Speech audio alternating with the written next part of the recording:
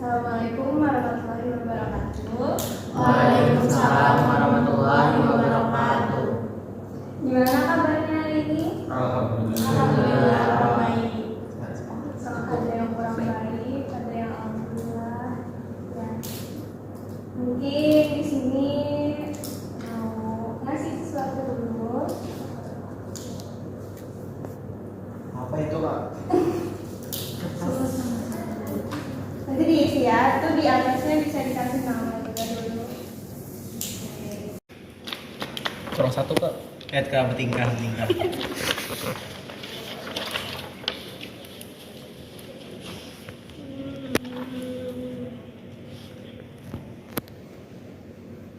Ya, mungkin dari skala 1 sampai 10 bisa dikasih angka sesuai moodnya. Misalkan ada gambarnya, jadi di pinggirnya nanti kasih angka berapa. Ya, sesuai sama. Enggak, pilih salah satu aja yang menggambarkan mood kalian hari ini. Bisa dicontreng, Kak. Yang kayak si angkat. Oh iya Pak. Jadi berapa? 1 sampai 10. 1 itu buruk, 10 itu sangat happy. Pilih salah satu. Sudah.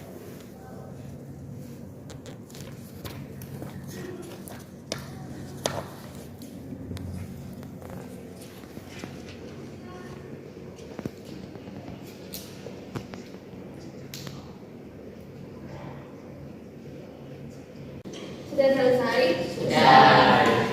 Oke, mungkin sebelum kita mulai ya, karena kata orang tak kenal maka tak sayang, kita berkenalan dulu supaya perkenalannya tidak bosan-bosan banget. Nanti mungkin dari urutan sini dulu, sebutkan nama, terserah mau nama panjang atau nama panggilan, kemudian sebutkan hobi sama cita-cita. Nanti teman berikutnya sebutkan dulu nama temannya, namanya siapa, hobinya apa, cita-citanya apa. Begitu seterusnya, dihafal ya. Oke. Paham? Atau ada pertanyaan? Paham? Mungkin bisa dimulai dulu dari sini. Kenalkan semuanya, nama saya, nama Ulun, Hairunisa, biasanya dipanggil Nisa. Hobinya suka memasak, terus untuk cita-cita mau punya brand pakaian sendiri. Keren, amin. Selanjutnya, tadi nama temannya siapa? Nama teman yang di samping saya Hairunisa, hobinya memasak dan cita-citanya punya brand baju sendiri. Nama saya Isma, hobi saya traveling dan cita-citanya jadi konselor pranikah. Amin. Selanjutnya, Selanjutnya, ini saya kenalan dari orang pertama nih. Iya. Orang pertama tadi namanya Hairunisa, dipanggil Nisa. Hobinya katanya memasak. Terus cita-citanya mau punya brand baju sendiri. Kemudian orang yang sebelah saya namanya Isma, hobinya traveling. Terus cita-citanya sebagai mau jadi konselor pranikah. Kemudian saya atau Ulun perkenalkan, panggil saja Aurora. Hobinya kayak orang kebanyakan aja, membaca dan menulis. Cita-citanya pengen punya buku yang bisa memotivasi orang-orang. Oke, lanjut. Oke, orang pertama namanya Hairunisa. Ya, cita-citanya hobinya memasak, cita-citanya punya brand baju sendiri. Terus yang lanjut kedua ada Isma, hobinya traveling dan cita-citanya konselor pranikah. Lanjut ke Aurora yang hobinya membaca dan menulis dan cita-citanya punya buku. Ini punya buku lah. Lanjut, nama saya Faizi, biasanya hobi melakukan eksperimen terhadap hal baru. Dan cita-cita ingin punya usaha di bidang makanan. Kolaborasi dengan hobinya. Ya dari yang paling ujung tadi itu Airunisa, hobinya memasak. Lalu cita-citanya itu punya brand pakaian sendiri. Lalu selanjutnya itu ada Isma, hobinya itu traveling. Cita-citanya itu bisa menjadi konselor pranikah. Terus selanjutnya ada Aurora, hobinya itu membaca atau menulis. Lalu cita-citanya adalah bisa punya buku sendiri. Lalu selanjutnya Faizi itu hobinya melakukan eksperimen terhadap hal yang baru, dan cita-citanya itu punya usaha bidang sendiri kan, bidang makanan. Oke, lanjut kepada saya itu Muhammad Ilham Habibie, hobi saya itu jalan-jalan. Lalu cita-citanya bisa menjadi konselor dalam keluarga besar. Berarti tadi sudah perkenalan. Kenapa perkenalannya gantian? Supaya kalian bisa mengenal lebih jauh teman-temannya. Karena dari anggota kelompok sudah berkenalan, lanjut ya ke perkenalan konselornya. Nah, mungkin bisa dilihat. Cantik banget konselornya. Oke, perkenalan dulu. Nama ibu atau kakak, terserah mau dipanggil apa. Audi Najwa Cesarelia, biasanya dipanggil Audi. Terus lahir di Banjarmasin 7 Desember. Kebetulan beberapa hari yang lalu itu ulang tahun. Jadi merupakan lulusan dari Universitas Tamanukura, program studinya bimbingan dan konseling. Ya, karena kita sudah berkenalan, nah lanjut. Mungkin kakak mau menjelaskan sedikit dulu tentang kegiatan kita hari ini. Sebelumnya udah tahu nggak kita hari ini mau ngapain? Belum tahu. Konseling kelompok. Iya. Jadi supaya lebih jelas lagi kita lanjut. Nah, konseling kelompok itu apa sih? Jadi konseling kelompok itu adalah suatu bentuk layanan atau bantuan oleh konselor kepada individu yang membutuhkan untuk menyelesaikan masalah yang sedang dihadapi mereka dan dilaksanakan dalam situasi berkelompok seperti itu dengan melibatkan fungsi saling mempercayai, saling pengertian, saling menerima, dan saling mendukung. Lanjut ya. Kemudian ada tujuan konseling kelompok. Tujuannya apa? Jadi menurut Proyekno pada 2017, kelebihan dari konseling kelompok itu adalah berkembangnya kemampuan sosialisasi seseorang, khususnya kemampuan dalam berkomunikasinya. Oke, selanjutnya ada tahapan konseling kelompok atau cara pelaksanaannya. Yang pertama itu ada tahap pembentukan atau tahap awal. Nah, di sini itu digunakan upaya untuk menentukan minat dan bentuknya kelompok yang meliputi pemberian penjelasan pengertian, tujuan dari penggunaan konsep kelompok yang seperti dijelaskan tadi. Kemudian yang kedua ada tahap pelatihan atau transisi. Nah, di sini konselor itu mengalihkan perhatian anggota kelompok dan menawarkan atau mengamati apakah anggota sudah siap menjalani kegiatan tahap selanjutnya. Kemudian ada tahap kegiatan atau tahap inti. Nah, di sini hubungan antara anggota kelompok itu tumbuh yang baik, saling tukar pengalaman dalam bidang suasana yang terjadi, pengutaraan, penyajian, dan pembukaan diri dengan bebas. Dan terakhir ada tahap pengakhiran atau penutup. Di penutup ini kegiatannya biasanya diakhiri dengan menyampaikan pesan-pesan dari anggota kelompok. Lanjut lagi. Kemudian ada asas-asas konseling kelompok yang harus dipatuhi. Yang pertama ada asas kerahasiaan dari kalian. Peraturannya itu harus apapun yang diceritakan dalam konseling kelompok itu tidak boleh lagi dibawa keluar. Harus habis di dalam konseling. Kemudian ada asas kegiatan. Asas ini mengharapkan konseling menjadi sasaran layanan dan dapat berpartisipasi aktif dalam kegiatan konseling kelompok. Berikutnya ada asas kesukarelaan.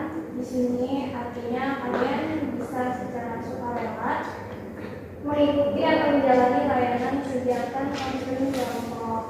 Lalu ada asas kenormatifan. Di sini menghendaki agar layanan kegiatan didasarkan pada norma baik itu agama, hukum, peraturan, adat istiadat, ilmu pengetahuan, dan kebiasaan-kebiasaan lain yang berlaku. Lalu ada akses keterbukaan. Nah, kalian di sini semua anggota diharapkan mampu bersikap terbuka dan tidak berpura-pura dalam memberikan keterangan tentang dirinya sendiri maupun menerima berbagai informasi dari luar. Yang terakhir ada akses kekinian, itu artinya permasalahan yang dialami itu hendaknya dalam kondisi di masa sekarang, terlepas dari kondisi masa lampau dan masa depannya, itu nanti dilihat sebagai dampak dan memiliki keterkaitan dengan apa yang ada dan tidak bermaksud saat pada sekarang. Oke. Sebelumnya apa ada pertanyaan dulu? Apa dulu jelas? Jelas saja Bu. Jelas. Jadi kita lanjut ya. Guys, breaking. Yeay. Karena kalian tuh tadi setelah menjelaskan pada suku. Oke, kita masuk ke ice breaking dulu. Ice breaking pertama ini tegaskan dulu ya, judulnya adalah 5, 4, 3, 2, 1. Jadi peraturannya nanti masing-masing kelompok, kalau tadi sudah dari sini, kita ganti lagi dari sini. Nanti Ilham nanti diminta menyebutkan 5 benda apa yang bisa Ilham lihat sekarang di ruangan ini. Karena lanjut ke tadi itu ada menyebutkan 4 benda yang bisa Paidi pegang sekarang. Lalu Aurora itu ada 3 hal yang bisa didengar sekarang, sebutkan nanti. Kemudian Karisma sebutkan 2 hal atau aroma yang bisa dicium. Kemudian untuk Nisa 1 hal yang bisa dirasakan sekarang. Paham? Oke, mulai dulu kan ada 5 hal apa yang bisa dilihat sekarang. Ada pulpen, kertas, atau keramik, jam tangan, dan laptop. Oke, lanjut ke Baiji. Ya, 5 hal yang bisa disentuh. 4. Yang 4 hal yang bisa disentuh, ada kertas, ada pulpen, ada keramik, dan lagi. Oke. Lanjut ke Aurora 3 hal yang bisa didengar sekarang. Juga harus mendengar suara sama sendiri, suara teman saya, dan suara Asep. Oke. Lanjut ke Isma 2 aroma yang bisa dicium. Yang pertama cium wangi siapa dan yang kedua itu bau. Oke. Lanjut ke Lisa 1 hal apa yang bisa dirasakan sekarang? Dirasakan? Iya.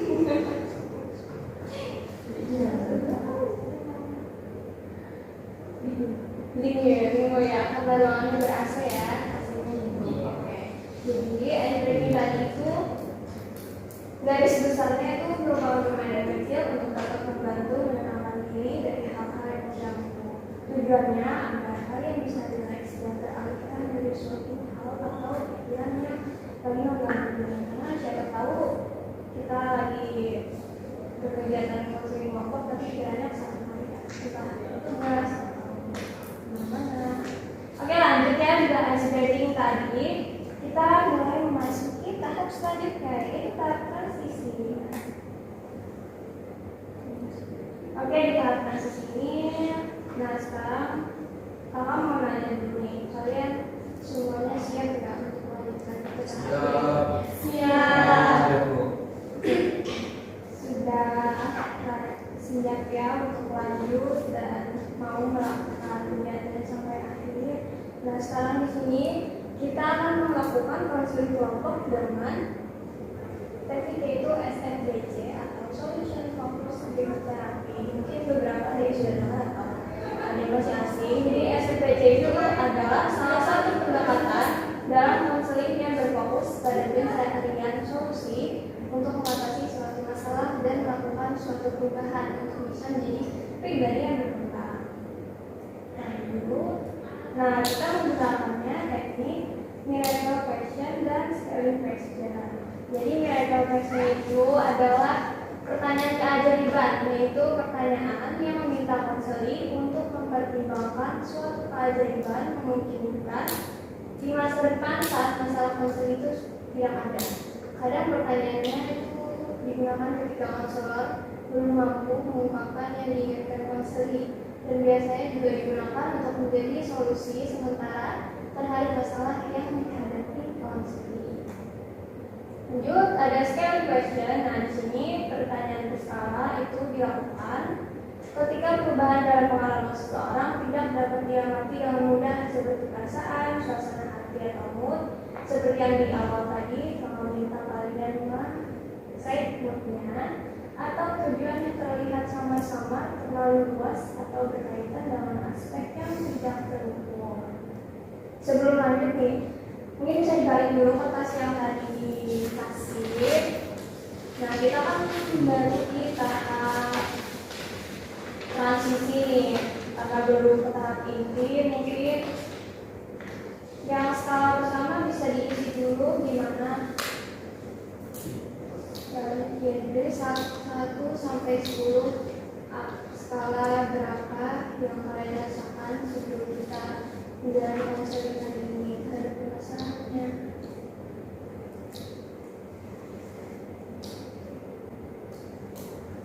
Sudah semua? Sudah.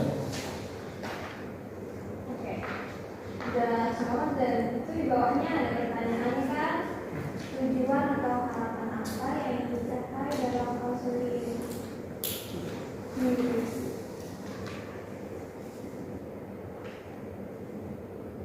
konseling ini tujuan apa yang kalian harapkan terhadap masalah yang sedang dihadapi?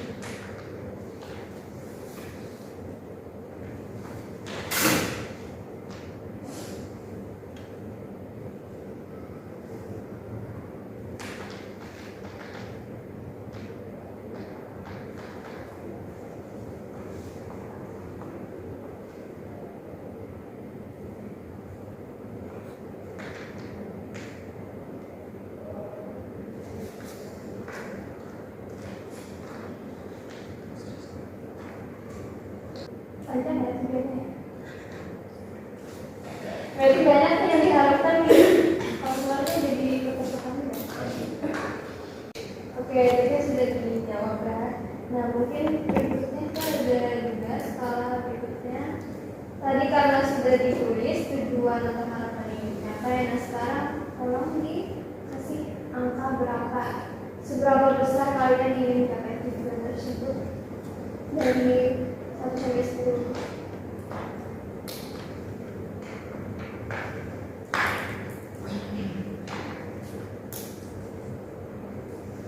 Sudah semua? Sudah. Oke. Dan kalian lagi. Nah, di sini ada tahapan teknik miracle question, yaitu yang pertama ada pembinaan hubungan. Nah, pembinaan hubungan ini diperlukan untuk menjalin hubungan yang baik antar konselor dan konseli atau anggota kelompok, karena proses interaksi dalam mencapai suatu tujuan konseling kelompok itu sangat penting. Kemudian yang kedua ada identifikasi masalah yang dapat dipecahkan. Di sini konselor menggunakan pertanyaan terbuka untuk dapat memahami permasalahan konseli secara spesifik. Yang ketiga ada penetapan tujuan, yaitu konselor dan konseli saling berdiskusi untuk menetapkan tujuan yang spesifik dapat diamati, terukur, dan konkret. Yang keempat ada merancang dan melaksanakan intervensi. Nah, di sini konselor memadukan pemahaman dan kreativitasnya dalam melakukan strategi konseling untuk mendorong terjadinya perubahan meskipun sedikit.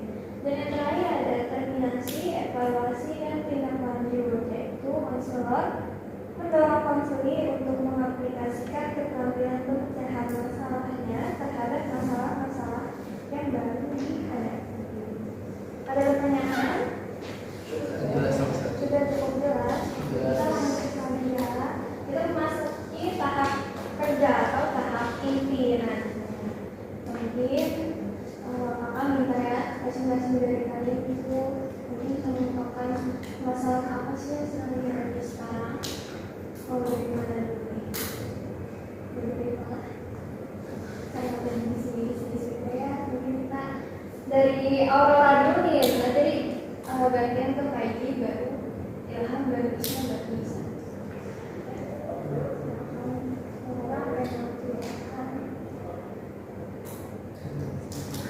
Jadi dari banyaknya masalah yang lagi saya hadapi sekarang, mungkin yang paling mengganggu untuk saat ini itu adalah saya takut kalau saya itu menjadi beban untuk orang lain.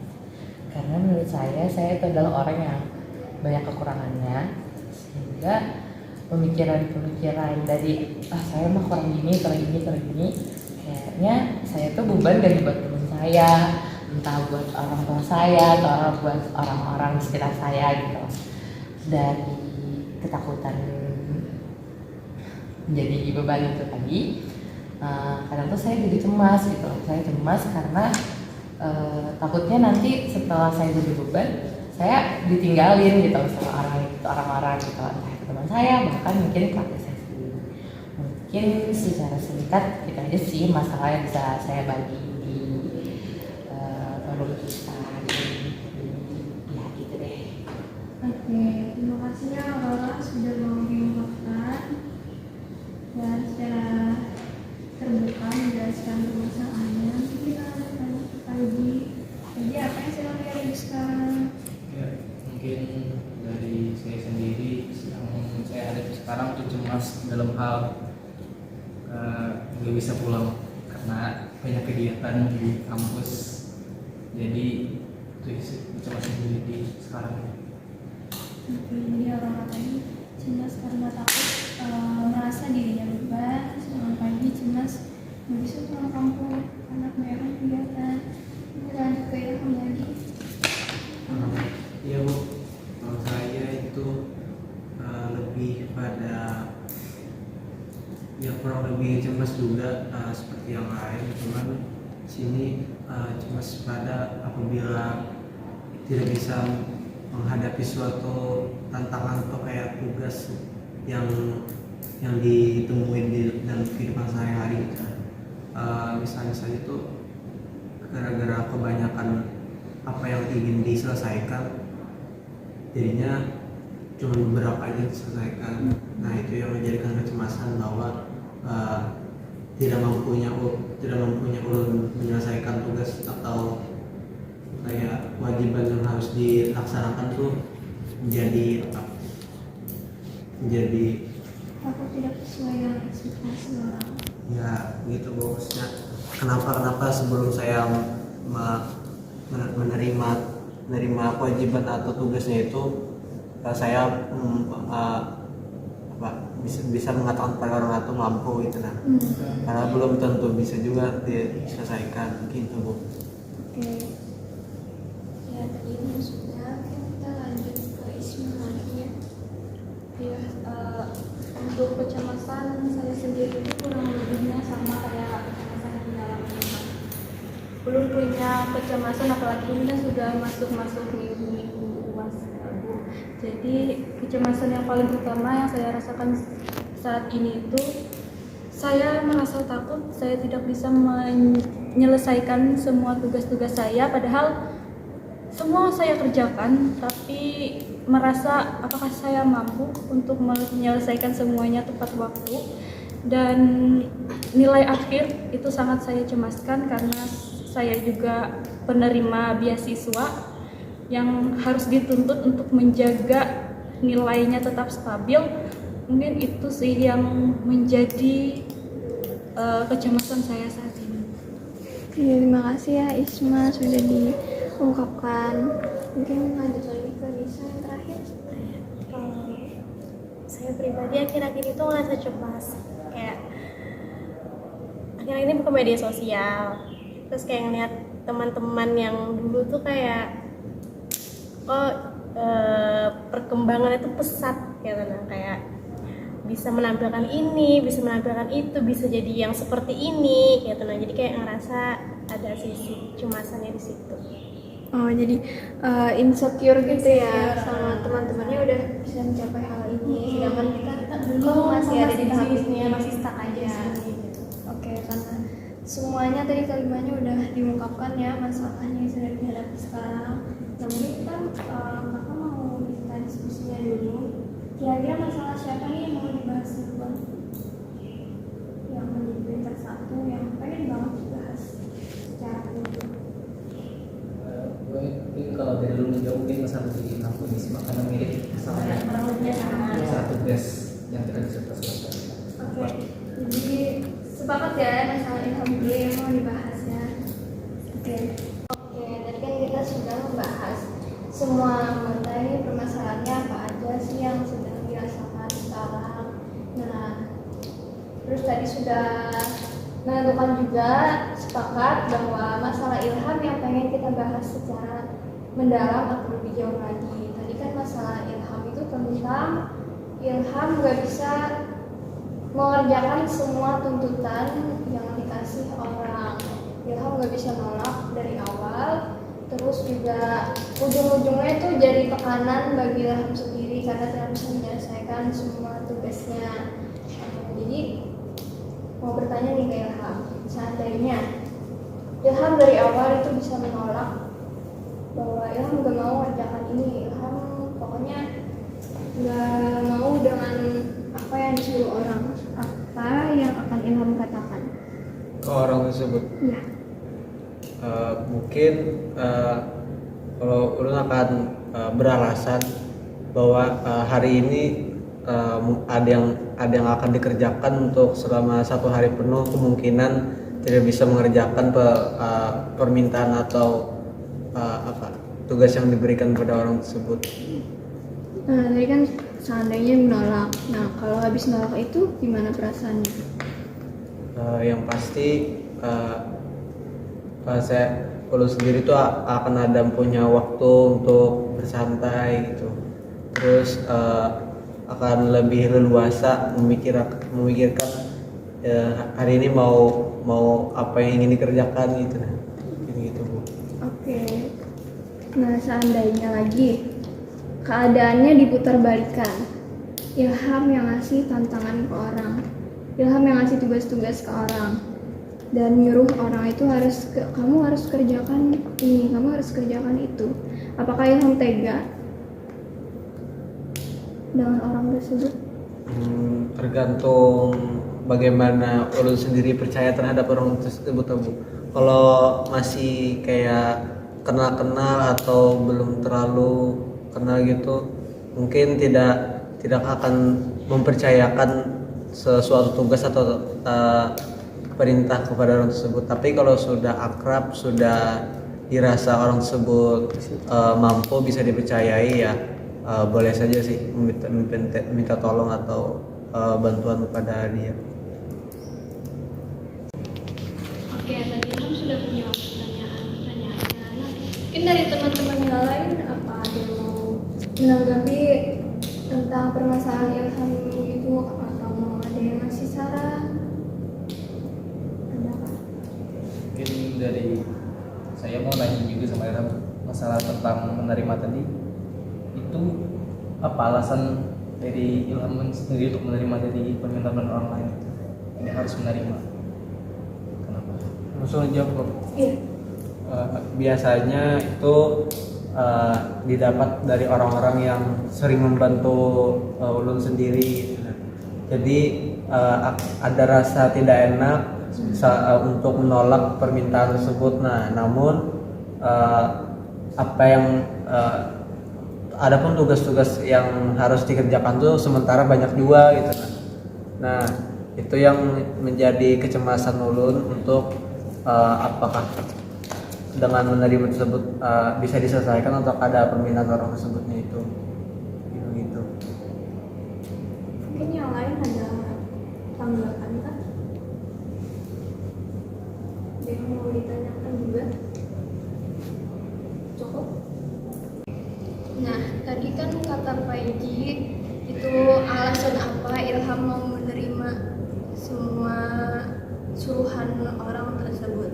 Nah, Ilham ada nggak sih pernah berpikiran kalau Ilham itu menolak dari orang yang sudah pernah bantu Ilham itu? Kalau Ilham tolak nih, ekspektasinya nggak sesuai sama orang itu, terus Ilham takut nggak bakal dibantu lagi sama orang itu. Pernah nggak sih pikiran itu? Pernah sih beberapa, soalnya kan istilahnya kalau orang sudah pernah membantu kita, dia juga mau meluangkan waktu, terus mau berusaha membantu kita. Nah sedangkan kalau kita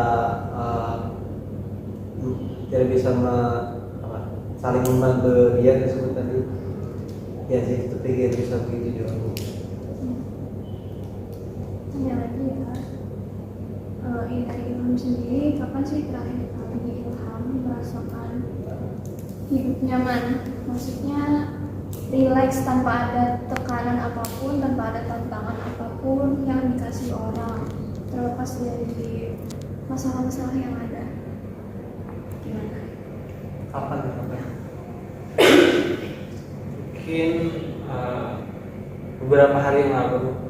Beberapa hari yang lalu. Ya, ada 1 hari lah. Terus besoknya juga langsung ketemu menghadapi masalah-masalah yang tadi. Oh, jadi beberapa hari yang lalu itu sudah nyaman padahal. Ya, Kemudian tiba-tiba datang lagi masalahnya. iya, Sampai sekarang masih dirasakan. masih. Seandainya nih, coba Ilham bayangkan, Ilham malam ini nanti tidurnya di bawah jam 9 malam. Lalu besoknya pas Ilham bangun, tiba-tiba Ilham itu melihat betapa cerahnya dunia. Berbeda dari sebelumnya. Kalau dari sebelumnya itu Ilham melihat dunia itu seolah-olah gelap atau pahit, kali ini beda. Ilham melihat nggak ada yang bermasalah, pokoknya semua orang itu tersenyum, orang tua Ilham juga tersenyum, pokoknya semuanya cerah dan Ilham terlepas dari semua masalahnya. Nggak ada lagi masalah yang datang ke Ilham, pokoknya semuanya aman, damai, tentram. Gimana rasanya? Rasanya pasti bebas, bebas menghadapi hari itu dengan ya tidak ada yang menghalangi itu. Terus tuh mulai bisa memikirkan ide-ide ini mau apa lagi untuk hari ini, mau apa yang dikerjakan, mau apa yang dikejar. Oke. Nah, mungkin ya dari beberapa pertanyaan tadi, solusi ke depannya. Solusinya itu untuk Ilham itu harus bisa berani menolak dan merubah perilaku people pleaser-nya yang gak bisa nolak orang itu. Kalau misalnya orang nyuruh, Ilham berhak untuk menolak. Kalau Ilham takut, kalau habis ditolak itu orangnya gak bakal bantu lagi. Karena kan kalau orang minta tolong, tapi orang itu juga mengharapkan feedback, sama aja orangnya egois. Mereka lebih mementingkan egonya sendiri dan mementingkan reward untuk mereka sendiri. Sedangkan mereka nggak mikir kalau Ilham itu merasa tertekan atau merasa dituntut oleh suruhan-suruhan orang tersebut. Nah, jadi supaya Ilham bisa berani itu, Ilham berhak menyuarakan tolakannya, karena supaya tidak ada lagi rasa tekanan ataupun tuntutan yang nanti berujung jadi kehidupan Ilham itu nanti dipenuhi oleh beberapa tantangan-tantangan. Jadi harus bisa berani untuk menolak. Begitu. Mungkin teman-teman yang lain ada yang mau ini kasih atau ada sepatah dua kata untuk Ilham supaya lebih bisa mengerti. Ada apa solusi? Mungkin untuk Ilham, jika ada salahnya untuk sekali-kali menolak permintaan orang lain, sampaikan alasannya yang benar-benar masuk akal, yang benar-benar Ilham rasakan. Kalau memang orang itu baik, pasti orang akan paham dengan alasan yang Ilham sampaikan. Jadi cobalah untuk berani menolak permintaan orang. Jangan merasa pada enak, jangan berpikiran kalau orang itu tidak ditolong maka mereka nggak mau nolong Ilham lagi. Mungkin itu aja sih. Oke, terima kasih Isma. Kak. Untuk Ilham, perihal tolong menolong, suruh menyuruh itu sebenarnya hal yang manusiawi, wajar gitu. Tapi namanya kita sebagai manusia itu kan kita punya kapasitas diri. Nggak semua apa yang orang minta, apa yang orang tuntut ke diri kita itu sesuai sama kapasitas kita gitu. Nah, jadi kalau misalkan memang kita merasa kurang mampu dengan suruhan dari orang itu, nggak ada salahnya untuk menolak. Sampaikan aja sejujur-jujurnya kalau memang kita merasa kurang mampu gitu. Jadi mungkin saran dariku, nggak apa-apa nolak kalau memang kita tuh merasa kita belum mampu untuk melakukan itu. Oke, makasih Nisa.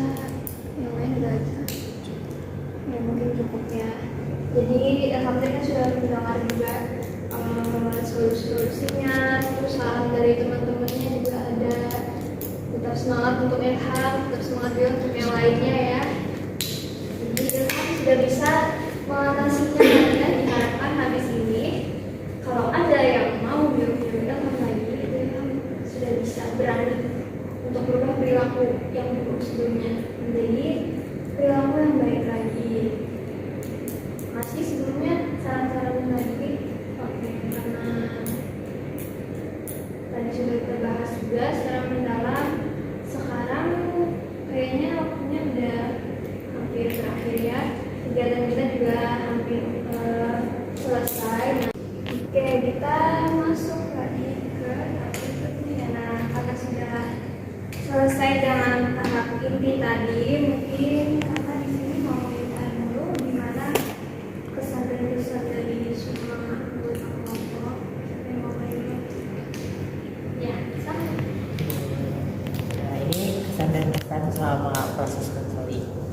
Walaupun tadi masalah yang dibahas secara mendalam bukan tidak terlalu bersangkutan dengan masalah yang saya rasakan, tapi saya juga mendapat solusi, mendapatkan pelajaran baru tentang gimana kalau ketika kita di kondisi mengharuskan kita untuk saling menolong dengan orang lain, tidak selamanya kita bisa menolong dia, karena kita juga harus melihat bagaimana kapasitas diri kita sendiri. Jadi saya sangat senang ikut dan berada di kegiatan ini karena selain dapat menyelesaikan masalah orang lain dan masalah saya sendiri, saya juga mendapatkan ilmu baru. Oke, terima kasih Aurora atas kesan dan kesannya. Mungkin siapa lagi yang mau menyampaikan? Ada lagi kah? Dari Ilham nih, yang masalahnya tadi sudah dibahas. Gimana kesan dan kesan dari Ilham? Mungkin pada konseling workshop yang ada kali ini, kesan dulu terhadap masalah yang dibahas terkait masalah tadi itu ada mendapat suatu pembelajaran yang baru, apalagi mengenai yang masalah bahwa apabila orang tersebut apabila orang minta bantu terus kita tolak walaupun sebelumnya dia pernah membantu kita, disebut orang yang egois. Nah, di situ ulun mendapat sebuah pembelajarannya. Sebelumnya tidak pernah terpikir begitu. Selalu merasanya tuh kalau kita menolak ada orang yang membantu itu pasti merasa bersalah begitu. Mungkin cukup begitu. Oke, terima kasih Ilham. Mungkin kakak di sini izin merangkum hasil kegiatan yang sudah kita lakukan hari ini tadi. Dan dari awal kalian sudah mengetahui tujuan dari konseling kita hari ini apa, terus konseling itu sebenarnya apa, terus juga tadi masing-masing sudah mengungkapkan permasalahannya dan sudah dibahas juga secara mendalam salah satu masalah dari kalian tadi secara luasnya bagaimana. Nah, mungkin mau tanya nih, ada nggak sih rencana mau merencanakan pertemuan berikutnya dari konseling kita hari ini? Mau dilakukan lagi minggu depan atau akan kapan kalian perlu? Boleh, selama ada waktu. Oke, kita sepakati ya mungkin beberapa minggu ke depan kalau masih belum ada perkembangan dari konseling hari ini, kita bisa melanjutkan ke pertemuan berikutnya. Oke, karena berada di ujung kegiatan, kita balik lagi ke ice breaking penutup sebagai berikutnya.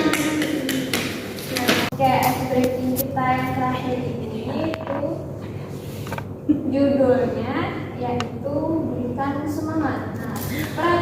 di sini nanti akan diputarkan musik dari itu.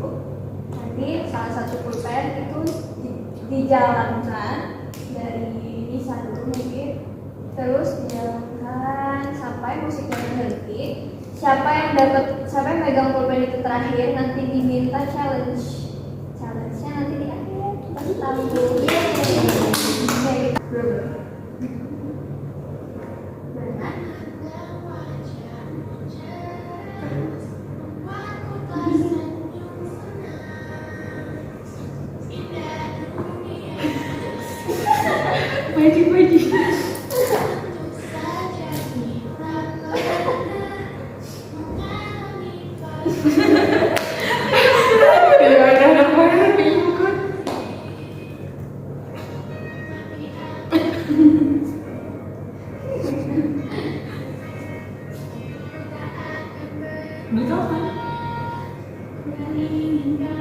Kok vibes-nya melo banget? Iya, pakai galau.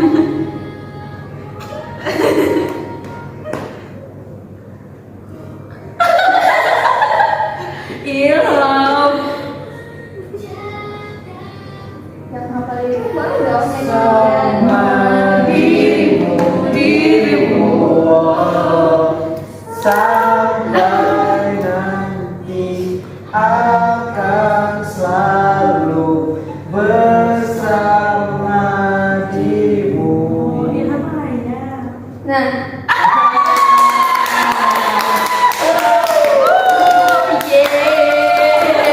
Yang punya challenge di sini.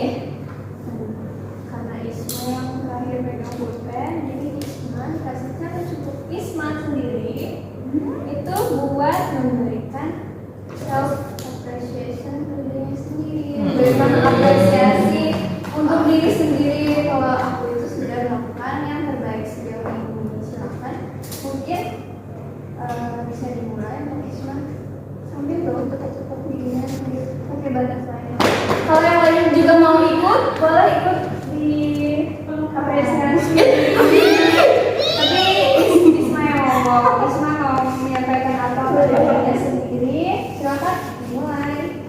Untuk diriku sendiri, terima kasih untuk sudah bisa bertahan sampai sejauh ini. Terima kasih sudah bisa melewati berbagai macam rintangan selama hidupmu. Terima kasih sudah kuat, sudah mampu bertahan, sudah mampu intinya melewati semuanya, meskipun jauh dari keluarga, jauh dari orang tua, tapi tetap bisa melakukan semuanya, dikelilingi oleh orang-orang hebat, orang-orang yang selalu support. Terima kasih untuk segalanya. Oke.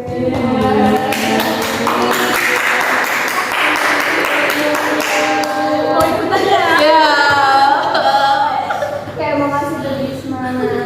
Kenapa challenge-nya disuruh kasih self appreciation? Karena self reward untuk diri sendiri itu juga penting. Kita nggak harus ngasih reward ke orang atau orang ngasih reward ke kita nunggu gitu. Tapi kita juga harus ngasih apresiasi kepada diri kita sendiri. Dan kita juga sudah melewati berbagai tantangan kehidupan dan nggak ada salahnya ya kita mengapresiasi diri sendiri bahwa sudah hebat banget bisa berakhir sampai tahap ini, sudah bertahan juga.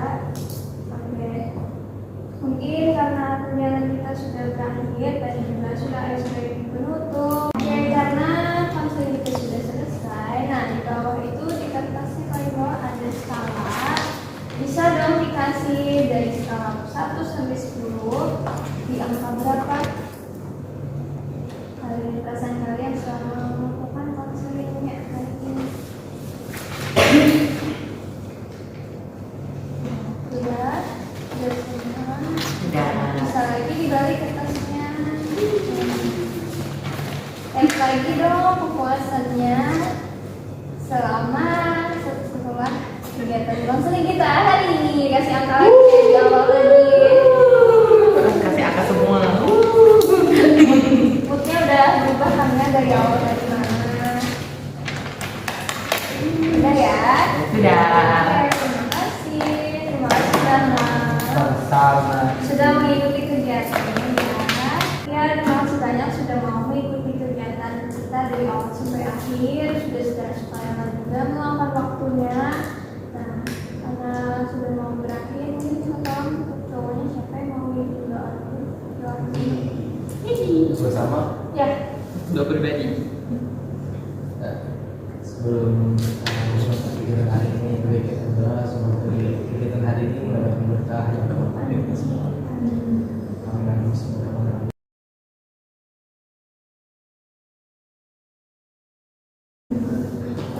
Selesai sudah kegiatannya. Terima kasih. Sama.